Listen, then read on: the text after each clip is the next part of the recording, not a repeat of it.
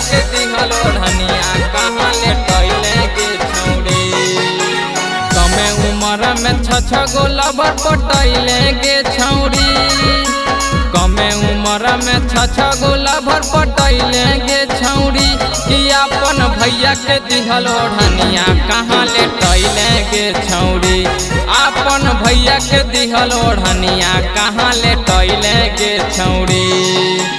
कमे उम्र में छ गो लवर पटैले गे छौड़ी।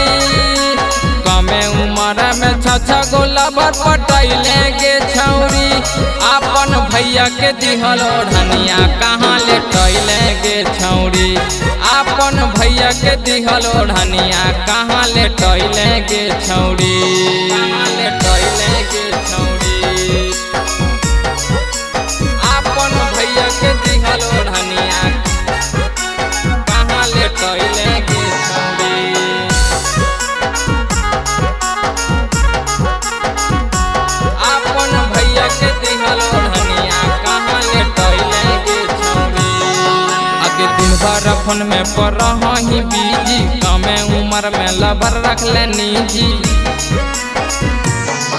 आगे दिन भर फोन में पढ़ही बीजी। कमे उम्र में लवर रख ले निजी।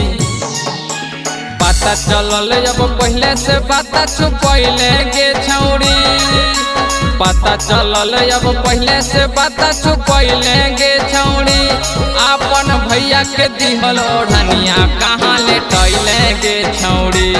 अपन भैया के दिहल ओढ़निया कहाँ ले टैले गे छौड़ी।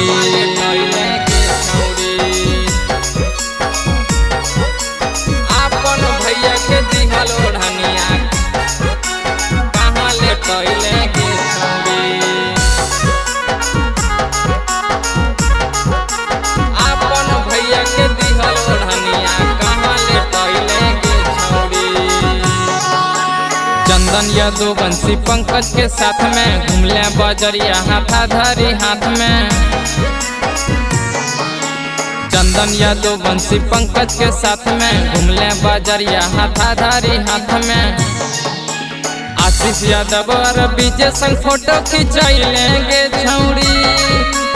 आशीष यादव और विजय संग फोटो खिंचैले गे छौड़ी।